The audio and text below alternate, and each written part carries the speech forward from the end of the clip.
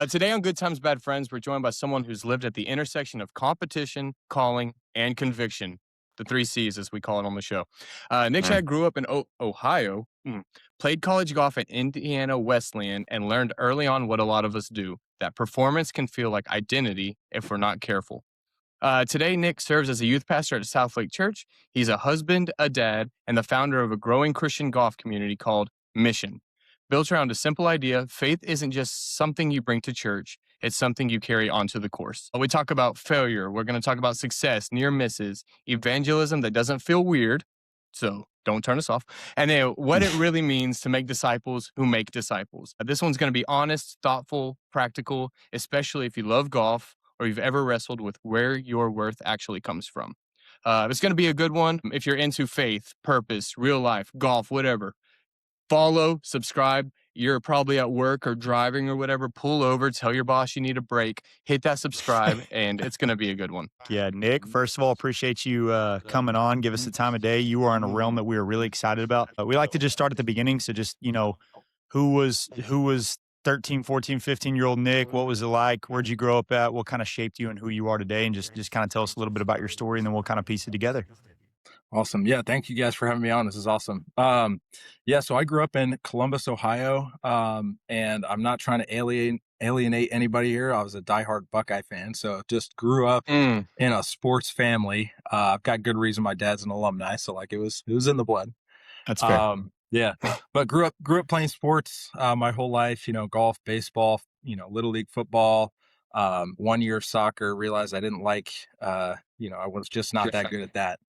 But I grew up in a Christian home. My parents were great examples of faith, and I was really blessed by their example of just their devotion to God and the Lord and the church, and also their humility when they got things wrong. So I really do feel blessed in the way I grew up. So I grew up a church kid, but I think just like pretty much every teenage guy, every teenager in general, like I went through several solid years of struggling between whether I wanted to, I was living one way at church and at home and pleasing my family, and Hmm. more because I didn't want to get into trouble than yeah. because I really cared about what I was being taught. I always enjoyed learning about it and being at church. I had a great church experience, but I was more afraid of getting in trouble. But then when I was at school, I'd live a lot for pleasing my friends. And so like, I would make jokes that I would never make at home or at church. Right. And I'd start, Right. Yep.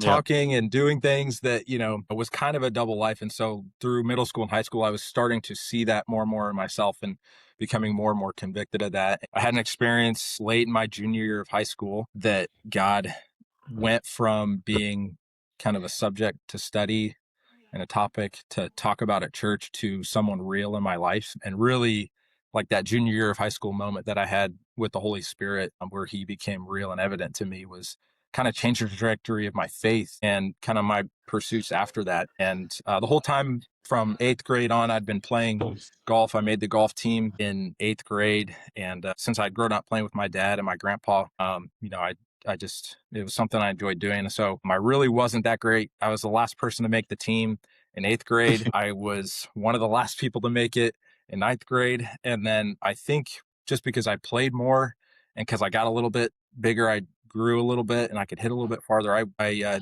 dropped like 12 strokes off my average between Oof. my freshman year of high school and my sophomore year. And I qualified Nice. for the varsity team my sophomore year. So then I was playing varsity golf, and around my sophomore, junior year was when I was starting to think like, I think I want to play this in college. And so I really all in on golf and got instruction and lessons. And so right around that junior year was when my faith really took off, and everything I'd been learning through my swing coach and golf instruction took off. And I was able to get recruited and play at Indiana Wesleyan. And, I knew I wanted to go to a Christian school, but I didn't know what I wanted to study. And so my college journey was really golf focused, especially going into it. And even during my time there, like, just being a student athlete is incredibly, fun. It's just such an awesome experience. And I think golf has probably shaped me because of my faith. I think golf has shaped me maybe more than any other thing I've done in my life. And so I had a great experience at Indiana Wesleyan and graduated. And it was during that time God called me to ministry, but I didn't know what that looked like. And at the time, I was like, well, I love sports and I love Jesus. And Indiana Wesleyan had a sports ministry major. And Oh, so that's cool. I graduated. I graduated with a degree in sports ministry, thinking like Fellowship of Christian Athletes or Athletes in Action Hmm. might be in my future. And God kind of called me specifically to local church ministry, and so I followed Him, and He opened up, youth pastor position, and now I'm at my second church. I was a youth pastor kind of through COVID, which was an interesting experience. But now I I'm bet. yeah, Yeah. yeah. I mean, I was just starting to feel like I was learning kind of what I was doing in the church, and then everybody that I was learning from was like, "Yeah, we don't know what we're doing either." So Mhm. we're all learning together. Yeah, no Um, doubt. but yeah, so now I got married in 2021, and I'm in Northwest Indiana, and it is not golf season right now. So Yeah, I I bet. feel like there's a very limited time up there where it can be golf. Say, hey, come down to Texas, man. You can yeah, play.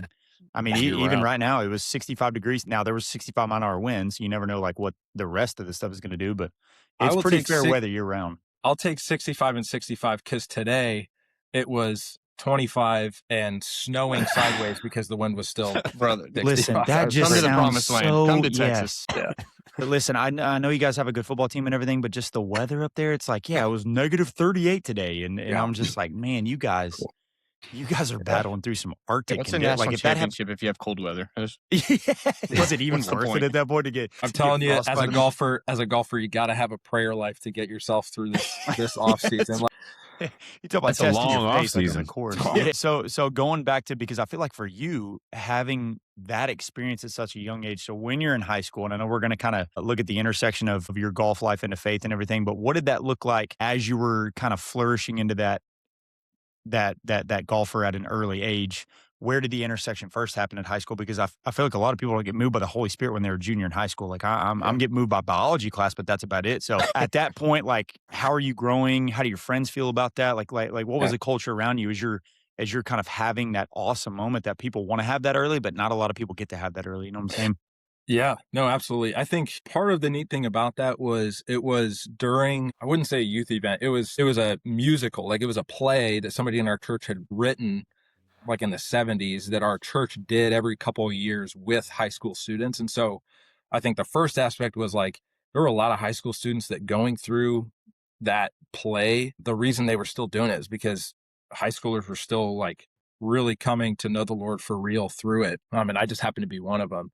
And so I think that encounter being surrounded by other high schoolers in my church built like a real bond that carried me at least to the end of high Mhm. school when I, moved and went off to college. Like I was not the only one who kind of understood, even if they didn't have the same personal experience that I did, Mhm. there were others who had their own moments and we all kind of went through that experience together. So I was grateful that like the group of friends that I had through that church experience were really my best group of friends in the church through high school. And then I think like that really helped. And then just on the golf side, I think golf lends itself to being like a game that values character. And I just felt like I became a better leader of my teammates. I took my role as like a junior, becoming a senior. I took that more seriously. So I think by the grace of God, I think I had an opportunity right away to turn around and do something with that kind of newfound faith. Like I had a responsibility to care for other people. And I had like two really clear avenues to do that through the other high schoolers that went through that experience with me, and then through my younger teammates on the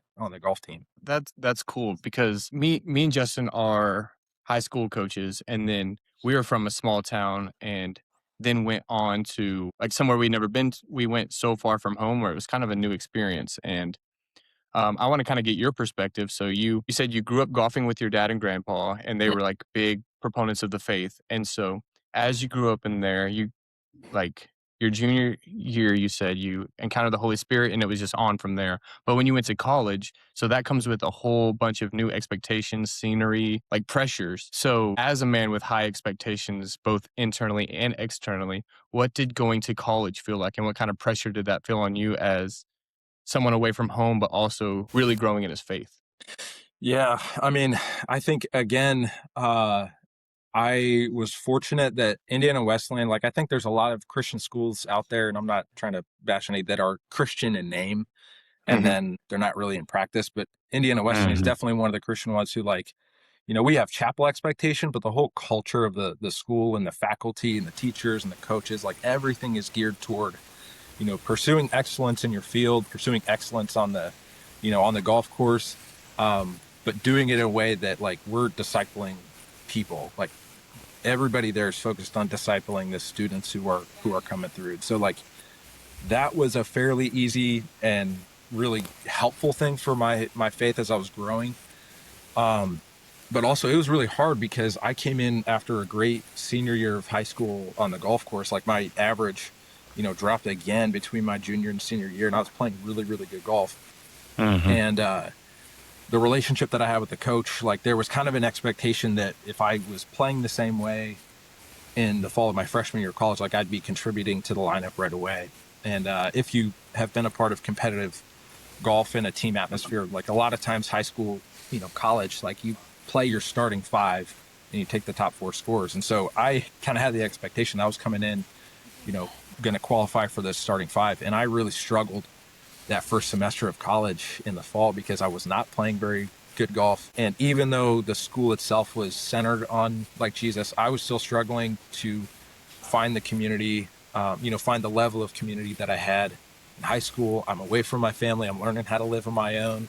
Right. It's just a whole new rhythm. And so like I had my golf teammates, but as far as just the daily habits and the daily life, like I struggled to adjust just being out of my house. I think I was grateful to kind of have this Christian upbringing. And even though I was at a Christian school, like it's still on me. And so that was one of the things I was learning was like, I can't just rely on other people to always be kind of bringing me along. Like I've got to take those steps too. Mm-hmm. But I really did struggle because I was beating myself up a lot for not playing good golf.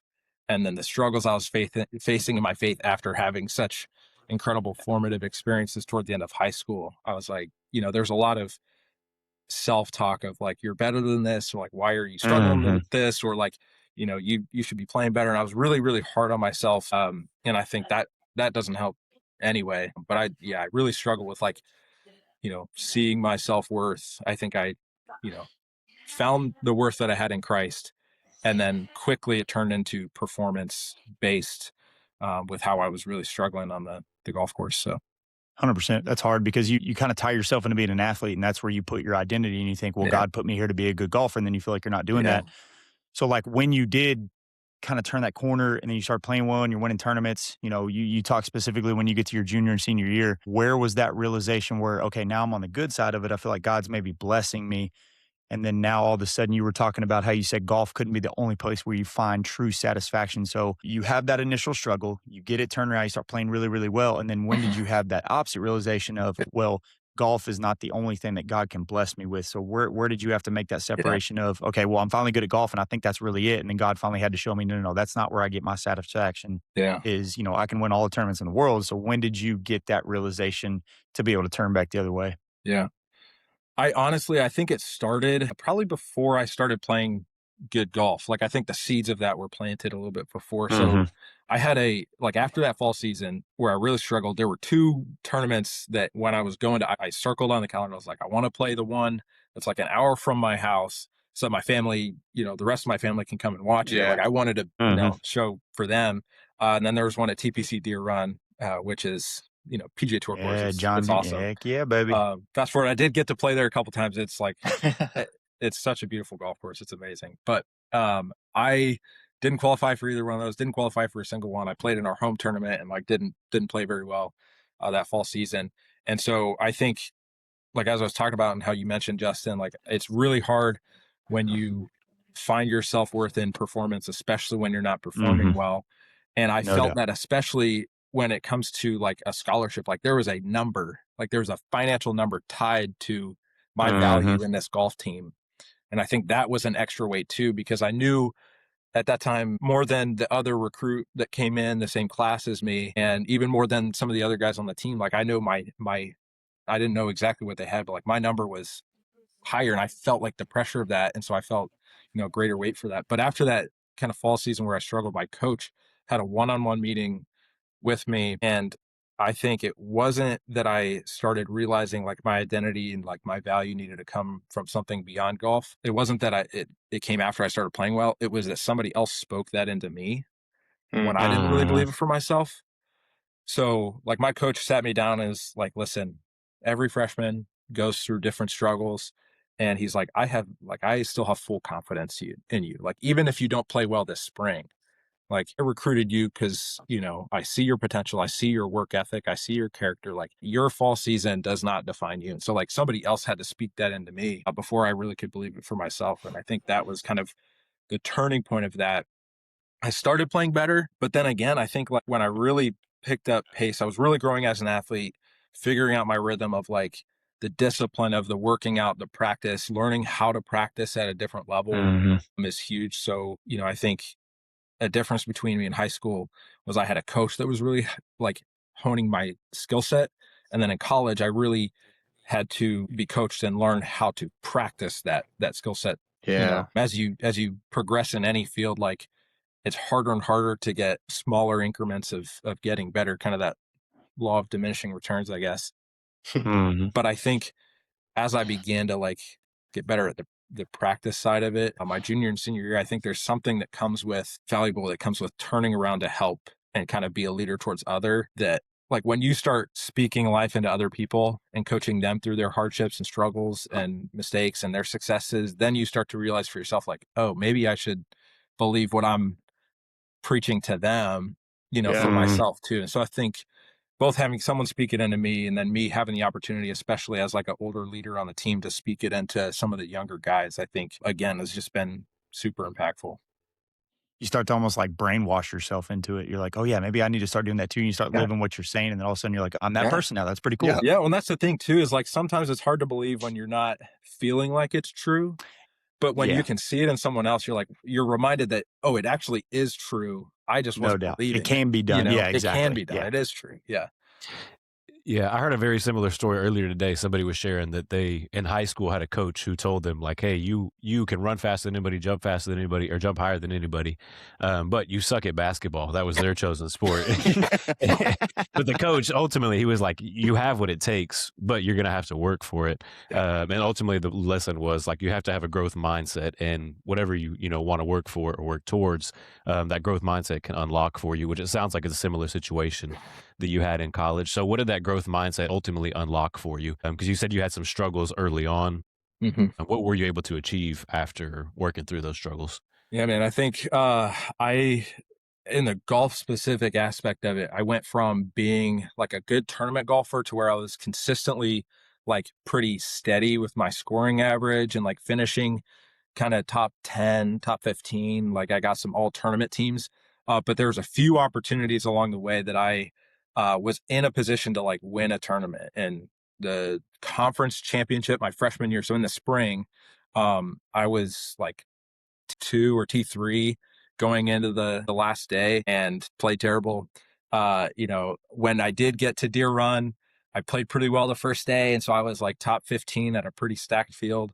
And I immediately snap hooked my opening tee shot into the woods and made double and had a Uh, pretty bad day. There was a couple other times where I was close coming down to the wire and didn't close it out. And so I think just the overall process, like every experience of that, every time a coach spoke into me, every time a teammate rallied behind me, every time I was able to do that for somebody else and like believe it mhm. for myself, it kind of snowballed into the fact that there was a tournament. It was a qualifier for our team for the NCCAA national championship, and I was leading the tournament.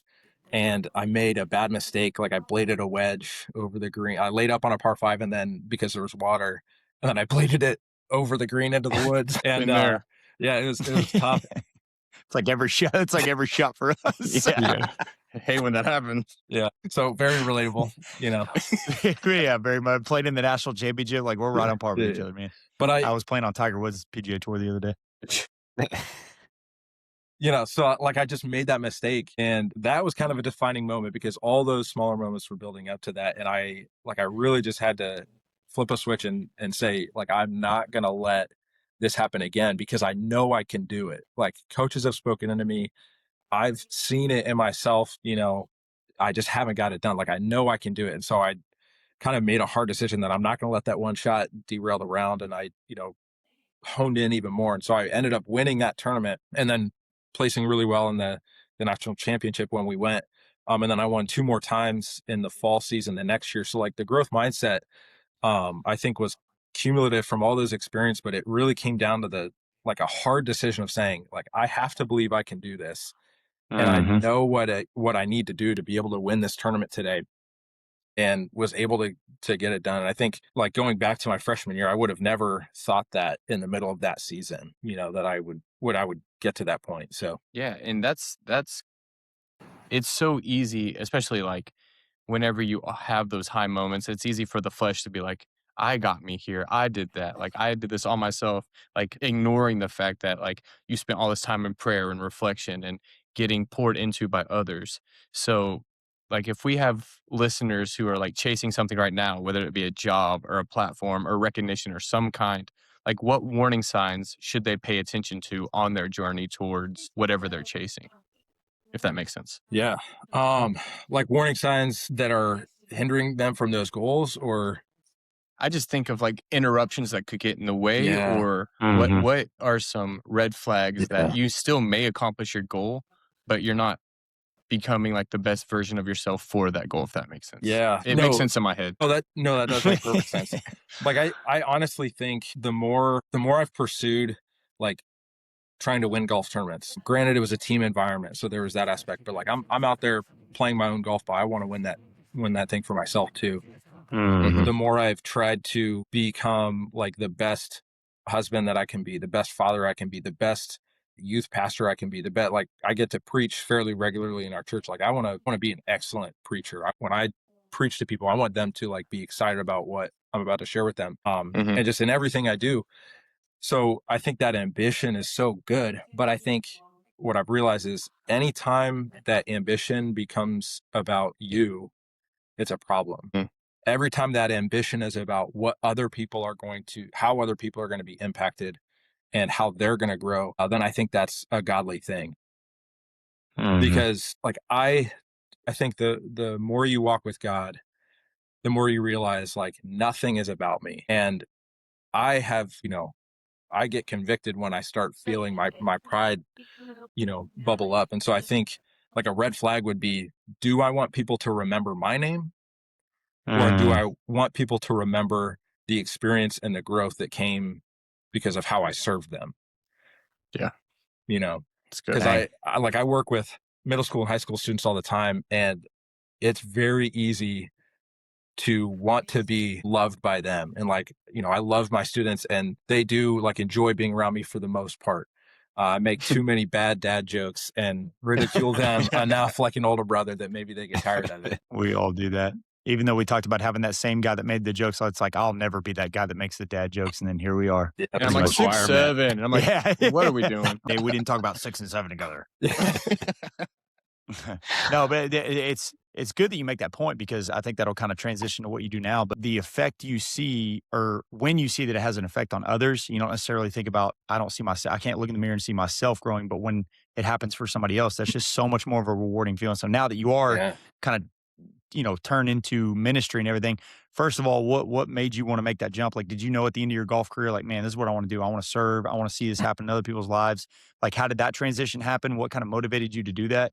And then now, with you being a youth pastor, I think there's a little bit of similarities between me and Colin being a coach and you working in that realm. What's the hardest part about being in that situation now, like what you have to do and what your job requirements are now outside of the game of golf, and then what's the most rewarding part about that too? Yeah. Man, I think, to be honest, like even when I graduated, so I knew God had placed a call for ministry on my life, but I didn't know what that call looked like. Like, as I mentioned, like I thought maybe sports ministry organization, I could go be on staff and kind of raise a salary that way and minister through sports. I honestly thought, and I applied for a position with like Club Champion because I'd had some experience in the golf like equipment industry. And so in the back of my mind too, I'm thinking like I can just go work in the golf industry as my day job and impact people there as best I can, but then be heavily involved in as a volunteer in a ministry in a church. Or I could go into local church ministry. My degree was a ministry degree, and so open those doors too. And I was actually coming up to Chicago for an interview with Club Champion, and like 2 weeks leading up to that, I had two conversations with people I trusted who didn't typically speak to me in this way, that basically in the course of the conversation looked me dead in the eye and said, "You would make a great youth pastor." And I was like, okay, like that's a little bit more than Wow. direct than how you normally, talk to me. But they were two people I really loved and trusted their opinions. Had two times I was listening to scripture on an audio Bible on my way into work, and a verse I'd heard 1,000 times. It felt like God just smacked me in the forehead with it. And it was the passage in James where it says, for it's a sin to know what to do and not do it. And I was listening to like this, and that smacked me in the head. And then I was listening to the same passage again, and the next day, and God hit me in the forehead with it again and said, paraphrase, the fool says, "Oh, we'll go to such and such a city, stay there for a couple of years, make a profit, and then return." And in my head, when I was going up for this interview in the golf world, I was thinking, well, I don't want to end up there totally. I'll just get there for a few years, make some money, figure out, what I'm doing. And both verses just hit me in a new way. And then I heard a sermon that basically just he might as well have just been talking to me. He was describing like putting God's like, hey, if you haven't gotten the point yet, here you go, buddy. It was like a couple weeks one more thing. And I was like, look here. And I was like, okay, God, like I'm going into church ministry.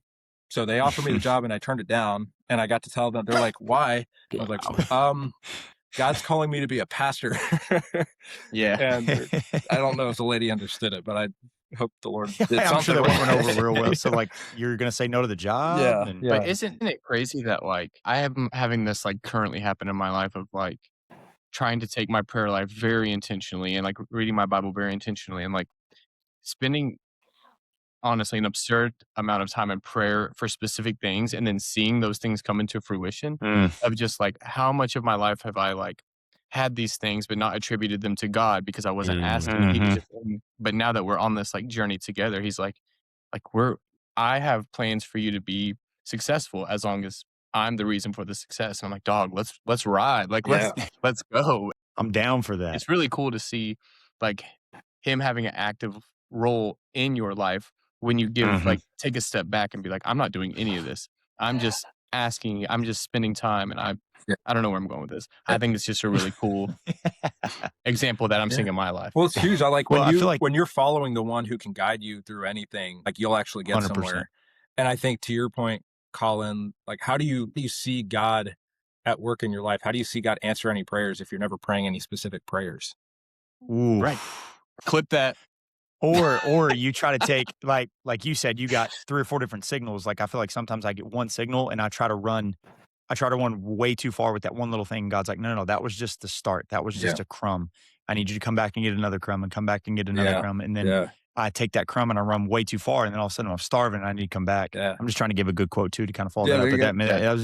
But that was such an amazing point. But I feel like now, like we're so selfish almost to the fact, I hate to say that word, but we take one thing and then we try to run so far with it and do so much with it when in all reality, we weren't supposed to do that much with that little thing. Man, I'm kind of, as a pastor, I just can't help it. I'm reminded of the scripture where God says, like, you started by God's grace and you're trying to finish it on your own.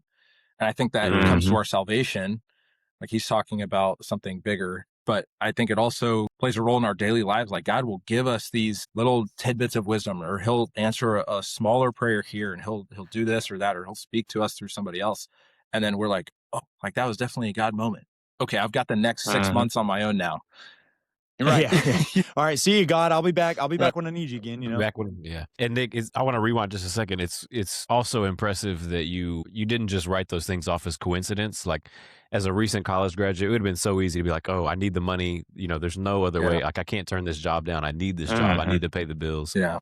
So the fact that you like heard those things and took it and turned a job down because of it is crazy. Yeah. You could have very easily went down that path and ended up somewhere completely differently. But it sounds like along your journey, you had a couple of different light bulb moments that really like shifted your path. What does it feel like for you as a youth pastor when you help a student maybe find that light bulb moment? Is there any stories you can share of, maybe a light bulb moment with a student, or just like, how does that show up in your work? Yeah, man. I can't even put into words. Like I think that is, I want to say that's why I do what I do.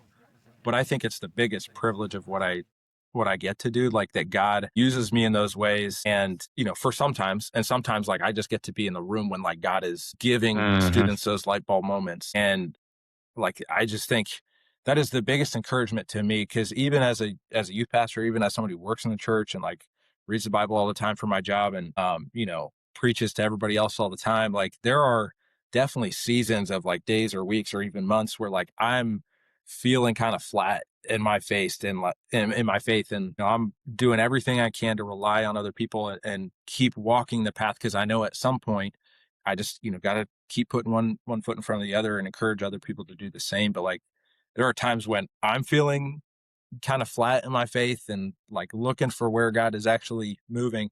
And I see a student, you know, they just go up to the altar in our church during a worship service. And like, before I even notice it, there's like 6 other students like praying over them. I'm like, oh Mhm. my gosh, like that is, man, it's so cool. And, our students are the ones who like go up to pray for one another, like just as much, if not more, than the adults in our church, like No during doubt. their service, which is so cool to see. Like we have fall retreats, or we have, a youth conference that our denomination does every several years. And just the late night conversations where like it was a different speaker and we're just debriefing, and kids are like, crying because of how good God is in this situation, or they're going through such a hard circumstance at home. And I can see the ways that God is providing through Hmm. like the youth ministry that we're running, or through the congregants in the church coming around these students. Like, man, those light bulb moments of them realizing they have a God who loves them, and they have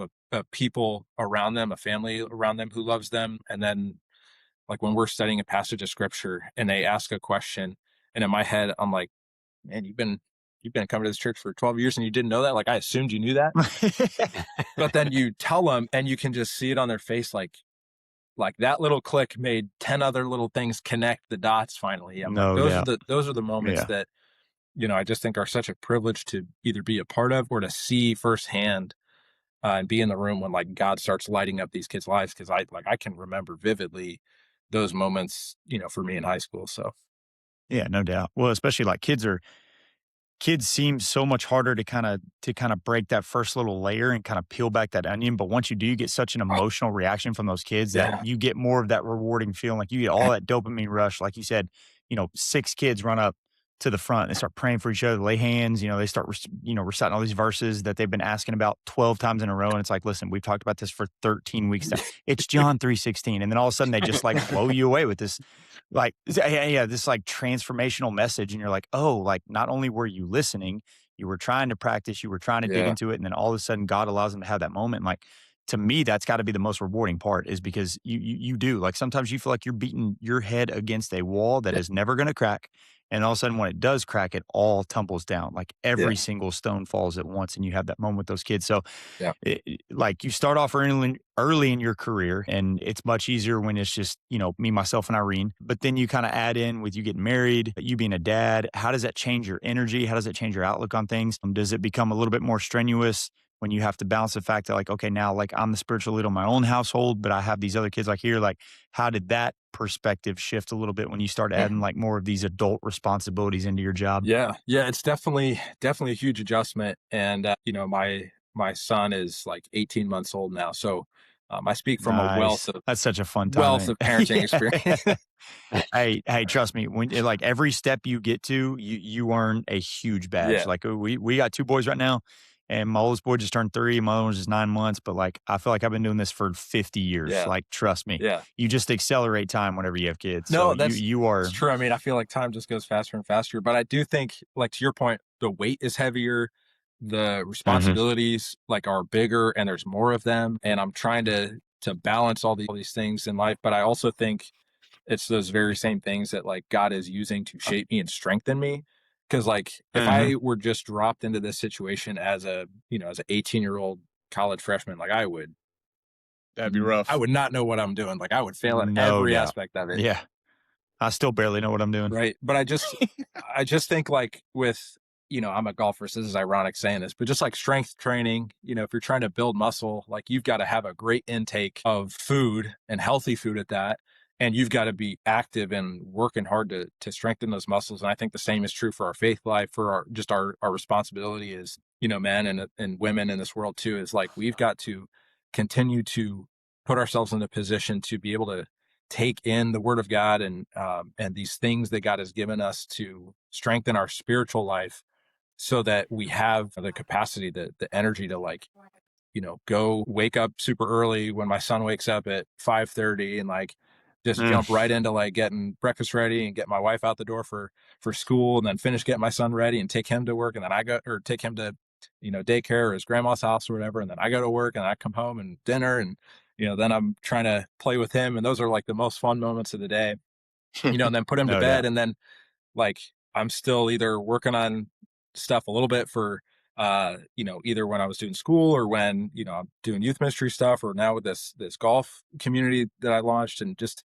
trying to spend time with my wife. Like it is a lot. But I think God uses every one of those moments if we're seeking him and if we let him. So yeah, I feel like I'm definitely a stronger, like more patient, more loving, more humble, more serving man. And I think again, Mhm. learning from other people and having the experience in my past that like it's not about me Yeah. helps me realize it in those moments too, that like, okay, this is about my wife, or this is about my son, or this is about like, what God has placed me here to do. And I think that conviction is like what really led to like let's talk about mission. Let's talk about this golf community you Mhm. started. So like what burden or gap or whatever you want to call it did you see that you're like, I want to start this mission golf? So one, like kind of briefly explain what it is to our listeners, and then two, like what did you see that led you to start it? Yeah. So Mission is right now, it's an online golf community, online Christian golf community. And so we have a Facebook group, and we just launched a Discord that we're going to be sending out here in the next couple of days, of Christians who play golf. It's not just all competitive golfers. It's not all pastors. It's Christians who, Thank God. yeah, right. That would be a small group of either one. Right. But like it's just a community of Christians who play golf, who enjoy the game of golf at every level in both their faith and their golf game. And our main focus with Mission is to be a community that prays for one another and prays for each other's playing partners on the golf course, to be a community who supports kind of the online Christian golf creators. I think there's more of Mhm. those that I'm seeing pop up, and I just want to support like any way we can share the gospel online through golf is a great thing to do. And then pretty soon be about creating and distributing either digital or physical resources and trainings to help train the everyday golfer, the weekend golfer, the everyday Christian, to share the good news of Jesus Christ through the game of golf. And so we want people to be eager and ready to do that when you're spending 2 hours playing 9 holes in the evening with your league, or when you're spending 5 hours on a golf course with someone. That's a great time to connect with someone relationally and share how God has changed your life, and invite them to explore a relationship with Jesus that could change everything for them. So really it's about prayer, like a prayerful community, and supporting one another, and then helping train people to be eager and ready to share the gospel through golf. So that's where we're at right now. It's just a Facebook online community and a Discord server. But why I launched it, so I felt like between my ministry experience of making and editing videos and doing some digital stuff through COVID, and being youth pastor of, a smaller church where I'm like handling our social media because I'm the younger guy in the church.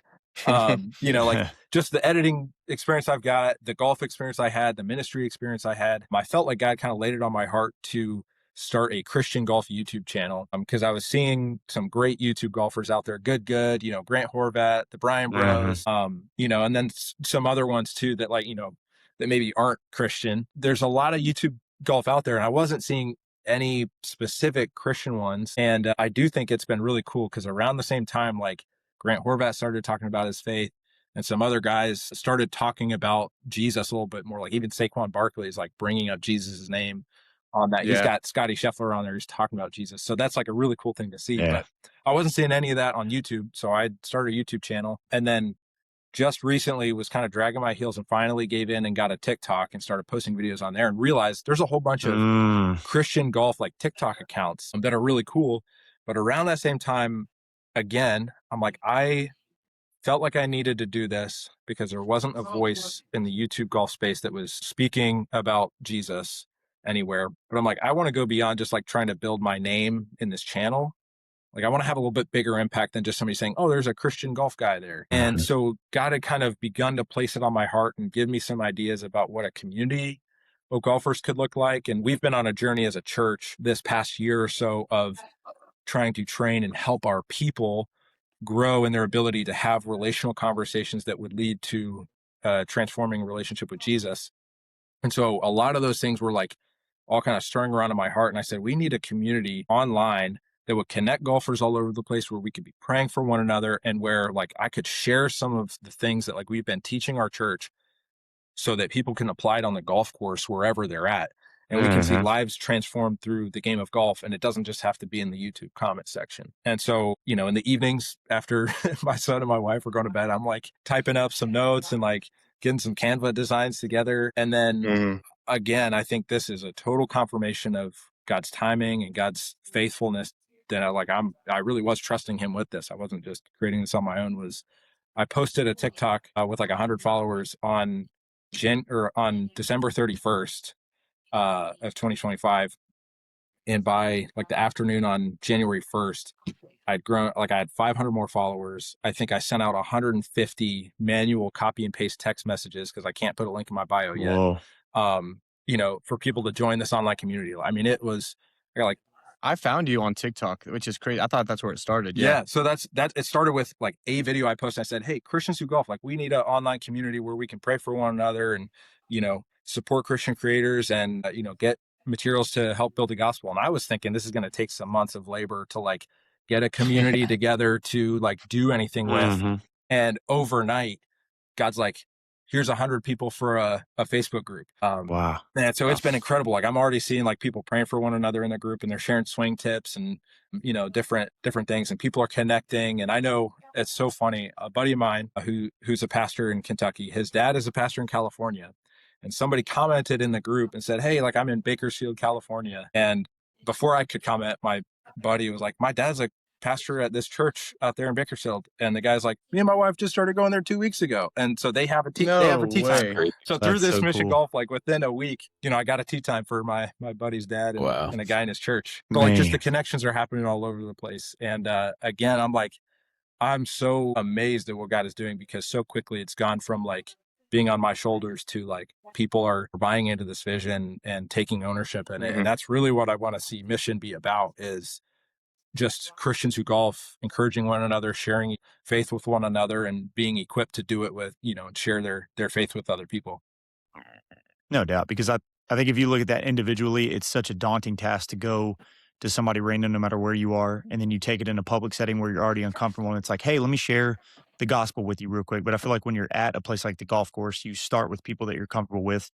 And then not only do you start with people that you're comfortable with, maybe you don't know, but you start within this community of people that are in the same thing. Because I think a lot of people look at it as it's almost very awkward to have to share your faith and your testimony, and then how that leads into the gospel and how you can get people kind of, because you just don't feel qualified. So like for you, why did you see the golf course as this unique place of not only creating this community, but now creating, okay, how can I make disciples who then make further disciples? How do I deliver that message?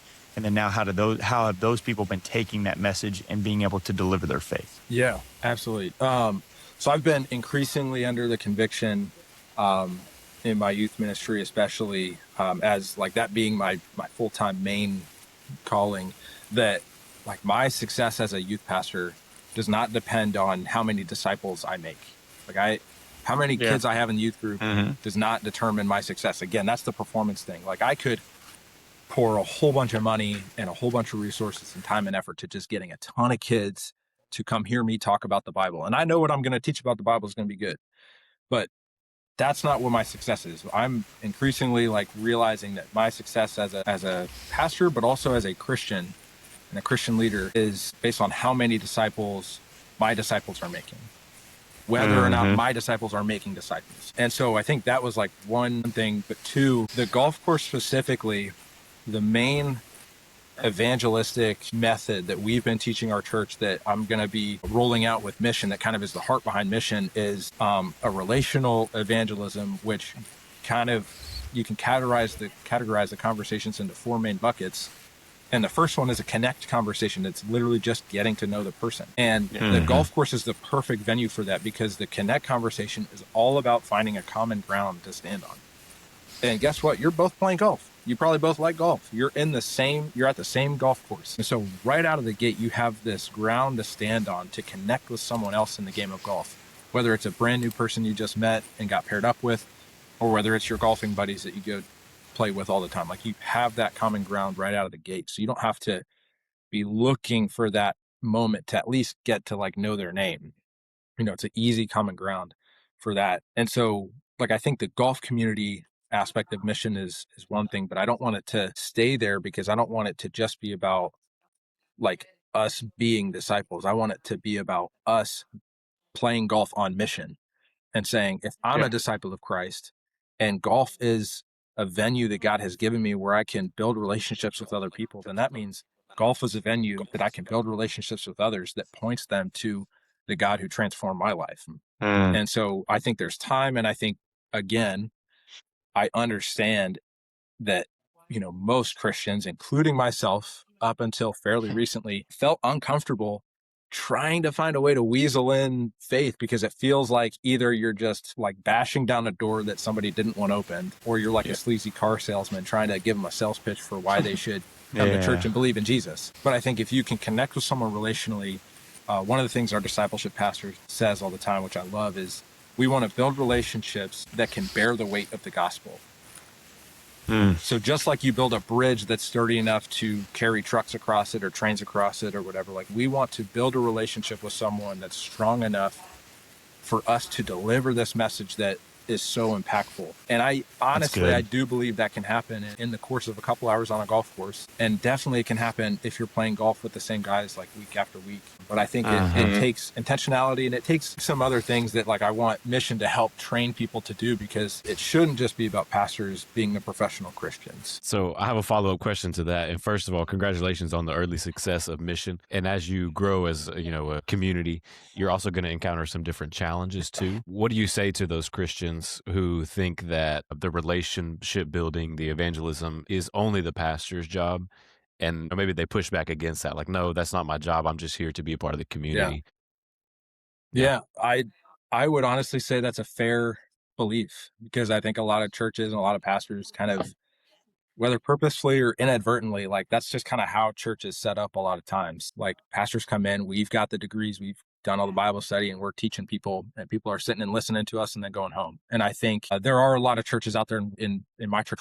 We're working to become this type of church. And I think it's also on each of us individually to like take the responsibility that says, like, I think it's in Ephesians, I should know this reference, but I think it's in Ephesians where Paul is saying, like, God has given the church pastors, evangelists, teachers, shepherds, right? Like all of these different roles to equip the church for the work of ministry. He doesn't say he's given these people for the roles of ministry. He says he's given these people these gifts to help equip the church for the work of ministry. And that work of ministry is to serve one another, to love one another, to meet people's needs, and especially to make disciples of all nations, teaching them to obey Jesus. And so I think to some level, like it is on us as pastors that we have not done a great job of like equipping our churches to go and do what we're trying to do.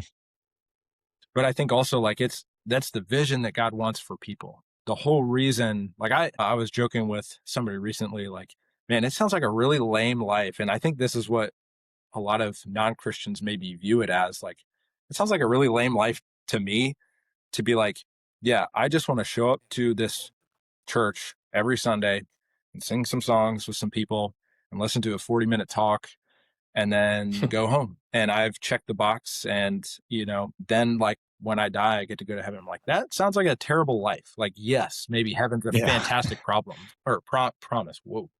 Whoa. Whoa. Heaven is a great promise. Yeah. But that just sounds like a boring life. And I really do not believe that that's the life that God shows us in scripture. Like when Paul is just on fire for the Lord and facing all these persecutions, I don't think it's just so people can come to a gathering and go home the same. Like it's because God has transformed his life, and we are called to share that with other people and invite them into it for themselves. Yeah, I mean, people always leave out the emotion and the excitement that comes with it. They're like you said, well, I just follow the rules. I do my job. I try not to get in trouble or get anybody else in trouble. And it's like, that's so far from what it is, because just imagine the joy, what you talk about when you look at one of your kids in the youth group that prays for each other, or you watch someone take that step, like the amount of joy that goes through your heart, like that's the feeling you want people to experience who've never experienced that. Yeah. Like it's so opposite of the feeling of boredom. It's absolutely unreal when your heart is on fire for God. And I feel like if someone could just get a taste of that and then they chase it more and more and more, you can get to that level. I think people also see this misconception that you're on fire all the time. Like we wake up and have the exact same struggles. I'm sure pastors wake up and have the exact same struggles as any other person because that's exactly what we are. We are broken people who need God to make us better, make us who we are. So it's like you don't start like you don't go from nothing to perfect and then you stay perfect for the rest of eternity. Like that would be too easy. Yeah. Like the point of having faith is knowing that we need God ourselves to be better. So it's like I feel like people just put everything up on a pedestal and at the end of the day, it's like, no, no, no, we're all broken.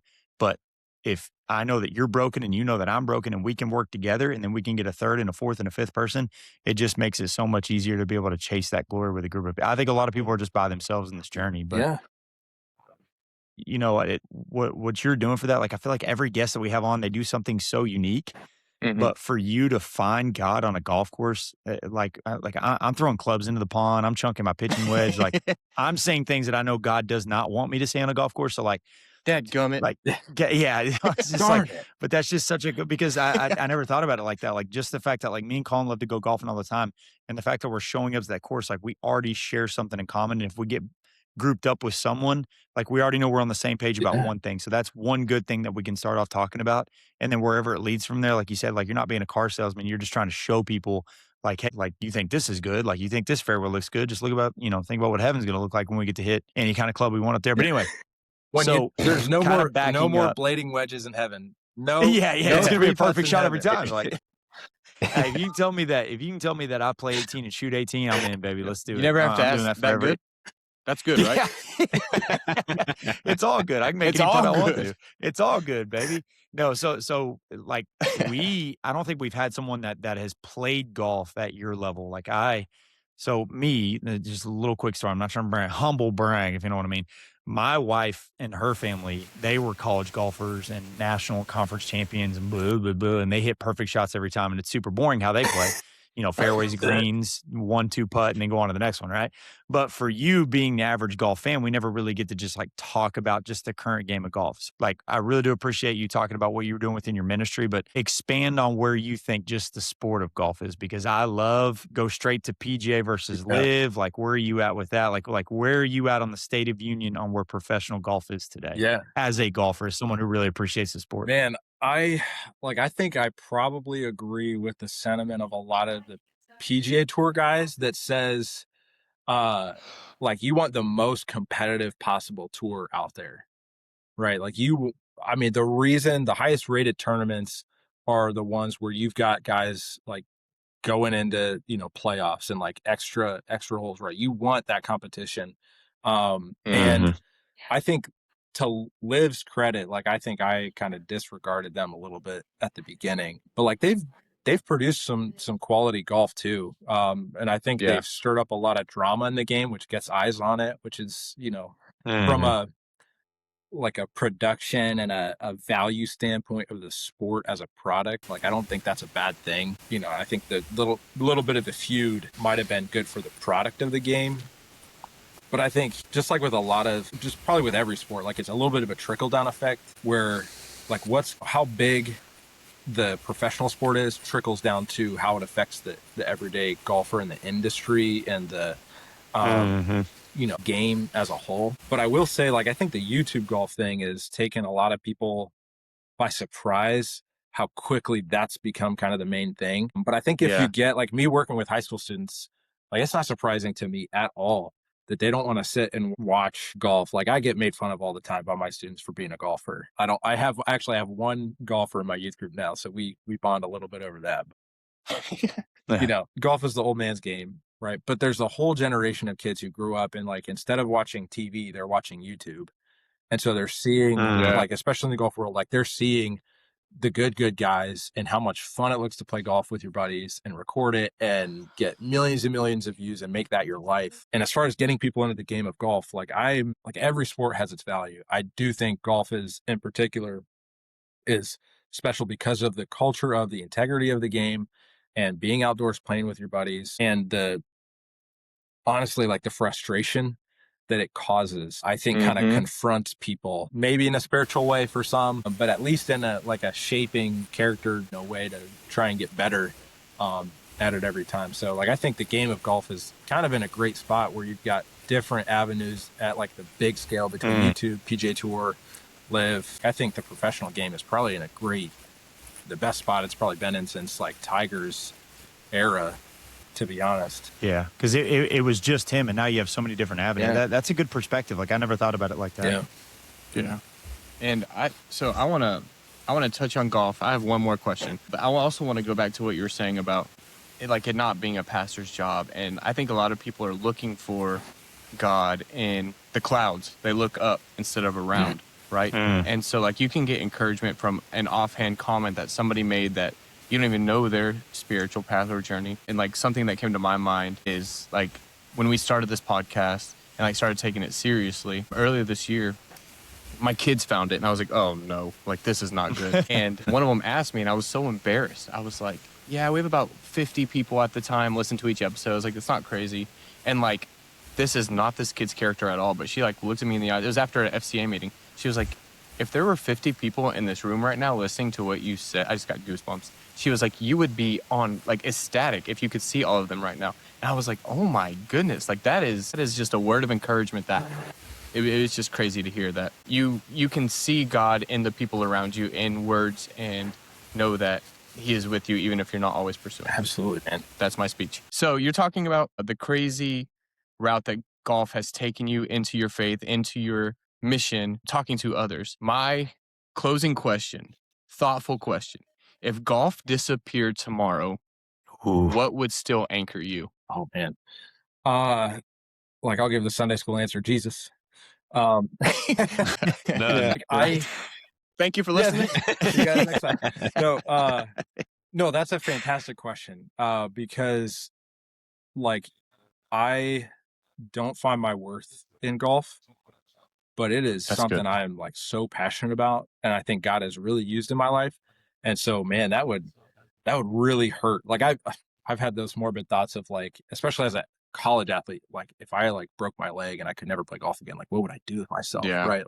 It's hard for me to picture my life without golf, the ability to play it or just be involved in it. But I honestly, I think my relationship with the Lord would carry me through anything, especially because I've seen Him show up outside of the game of golf. I've seen Him show up outside of everything I've been a part of. He's been at work in it. And I just think I don't know, I just get so inspired by Paul. He learned to be content in any circumstance, right? With poverty, with riches, he knows how to do it because he's walking with God. To live is Christ, to die is gain. If it's better for other people that he's here so he can lead them to Jesus. But if he dies, he gets to be with him, in person. And I think for me, if you strip away everything about me, if you strip away, the fact that I can play golf, I still get to be a youth pastor. If you take away my job, I still get to be a dad and a husband, right? If you strip away my son and my wife, I still get to be a child and a son of God. And I still have that relationship with the Lord, and nothing can take that away. And that's a thought that when I've gone through some hard seasons has, again, I've had to read scripture to be reminded of that. I've had to have other people speak that into me. But yeah, man, it really comes down to my walk with the Lord. Because if He doesn't satisfy you, then nothing else in this world is going to fill that gap. No doubt. Man, that's wow. So usually we do these rapid fire questions or whatever, and people give quick answers, but that's pretty much the best way you could have said it right there. So whenever you need a question answered, just reach out to a pastor. That's all you do, because he's either going to say Jesus or he's going to go on possibly giving the best answer that we've ever heard in our entire lives. We can't help it. We can't help it. You just no, it's fine. If you want to rapid fire, you got to hold up a timer in front of the screen. Yeah, you're no, quicker. No. I think you should never put a limit on how to get the right message across the right way to the right person. I think you should never devalue that, no matter how long it takes. And trust me, I'm a man of way too many words because I coach up 15 to 17-year-old kids, and that's where my entire success lies in the balance of is those kids understanding something. So the more I can say it, the better. So, Nick, we try to only keep people for an hour, but man, to say that was incredible is just the absolute least. Thank you for everything you do. sharing everything that we've been doing. So, we kind of have this little, I like to ad lib a little bit, but I'm gonna have a question after we kind of do the outro a little bit. Yeah. So, if you were listening today and you love golf, you love your faith, you've ever struggled with tying your worth to performance, this episode was definitely to you, and it feels like God's sending you 3 or 4 messages like He was sending to Nick at one time. So make sure to check out Nick's works with Mission and follow him on TikTok and YouTube, and then we'll have everything linked below. So if there's anything else you want to shout out or anything like that about your YouTube channel, I mean, I know I'm going to go follow you after this and make sure I can do whatever I can. Me and Connor are actually going to be playing golf. We planned our first golf trip together, and we may have to reach out in the Facebook group to find someone maybe as like a last second guest or something like that from the group. So you can be like Paul to Timothy for us if you want to. So if this episode encouraged you, take a second to follow, like, and subscribe. Once again, wherever you're listening and watching, it helps us reach more people and continue and keep these conversations going. And obviously share this episode and what you thought and how terrible you are at golf and how Nick is probably the best golfer that we've ever had on this podcast. My wife's going to be really happy to hear that. So we always end with this signature question, Nick. So we ask this to every guest: who are you following right now, reading or listening to that's encouraging your walk with God? Man, that's a good one. I think a really recent one I just finished. It was really a practical book on discipleship. And who specifically am I? My local pastor, to be honest. It's great to be in community. I think probably a recent book, honestly, that I read, a recent book was by the rapper KB, Dangerous Jesus.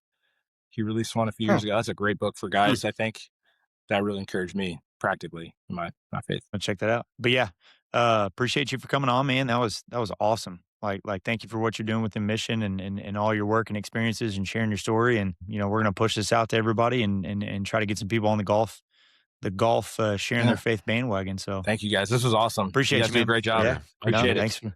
Yeah. Thank you, man. We try. We're kind of a big deal. Okay. Sweet guys. Thank you. This is great. And I appreciate what you guys do. Yeah, and this is awesome, I'm man. praying for your podcast to continue to grow. It seems like you've had some awesome guests too. I've listened to some of the stuff and really some I appreciate awesome that, things. man. So I appreciate you, man. All right, take care. We're having a blast. Appreciate it. See you, man.